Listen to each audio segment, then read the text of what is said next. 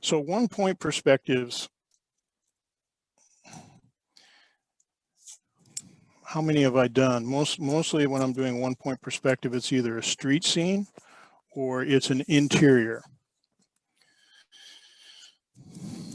The easiest and simplest 1-point perspective. So first of all, one of the first things I do, and this we'll say this is a preliminary drawing, is I draw a person. So head, torso, legs. So there's my person, and let's say he's 5.5 to 6 feet high. And if we're going to do this drawing at an eye level, that means that right through this guy's eyes is our vanishing point. And so this is what's called, this drawing, the surface right now where I just drew that guy is called the picture plane. So everything, if he's 6 feet high, everything on that picture plane I can scale off of the man.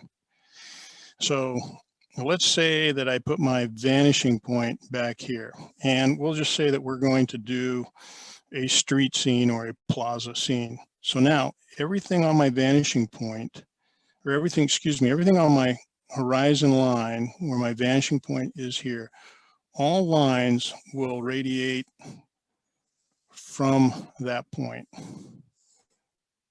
Even the horizon, even lines that go up above us, even lines that go out like this. So right here is 6 feet. If I project it clear back to infinity, it goes to 0. If I project him forward, and then there's somebody standing out here,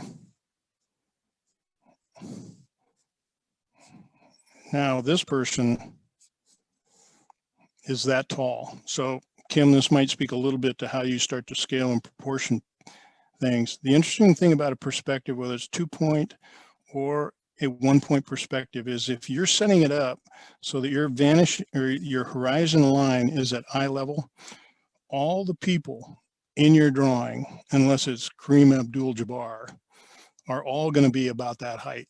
So the person back here is that high. That making sense to everybody? So that you can see the foreshortening that's going on. So if we're going to do some plaza street scene, we can't have them in the street. So we'll put them on the sidewalk. So that would be how I would look at doing the sidewalk. And here would be the other side of the street going right towards your point. So now we've got the street width goes from here to there. If you want to put a person over here, you remember all you have to do is say, okay, I'm going to start drawing their head on that horizon line, and we'll get them on there. And then when there's somebody up here, we might as well put a lady in here, huh? That's the other thing when you're doing these kind of drawings, you got to remember that you can't just have all guys. You got to put some women in there too, and sometimes you got to put little kids in there too to make it look real. So that's how you start to develop the ground plane. If there are street trees, you know, let's just say, and they're tree grade, again, those lines follow back to this vanishing point. These lines, in a 1-point, all the lines that are going this way are running parallel to that horizon line, but all the ones going this way are going to be going back to your vanishing point. So now we've got tree grades. Remember, these people are 6 feet high. This guy's pretty close to this one. You want all the branching to start at 7 or 8 feet. So again, this would be a preliminary drawing. So all I would do is I'm starting to sketch it out. So once that tree is in proportion and where you want it, the trees that go behind it or the trees that come in front of it are all going to come off of that vanishing point, and they're going to follow about the same height. So now you start to draw the height of that tree in that fashion. If there's one down here, it's going to be on that same.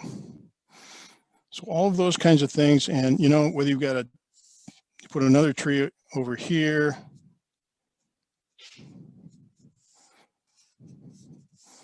its crown's going to be about the same as that one. So now as you're drawing in proportion, you're making the whole thing work. And even now I'm starting to think, well, how am I going to set it up, and where do I want my sun coming, and where am I going to throw the shadow? You know, is this guy going to have his shadow kicking out here, and is this tree going to send a shadow out like that? Street lights that would jump into here, go over, they got some cool fun design or whatever on them. They're going to be the same way, off the vanishing point off through here. The next one's going to be clear up here, just to get it into perspective. And then the closer they get, the base of that light can be nothing but a blob. But when you get down here, now you have to start giving it a little bit of detail, and you got to put some depth to the pole. And as this thing comes off, now you got to start worrying about, well, gee, is the arm really going to look good? And you got to put a little bit of 3D to that light, because you can see the bottom of it so far above you. So all of these things are based, though, on that point, and the fact that we're looking at that at our eye level, and everything that's above it, we're looking up at it. So this becomes important to make that light look like that versus like that. Buildings in the background will be this guy. You take him over to the edge of the building.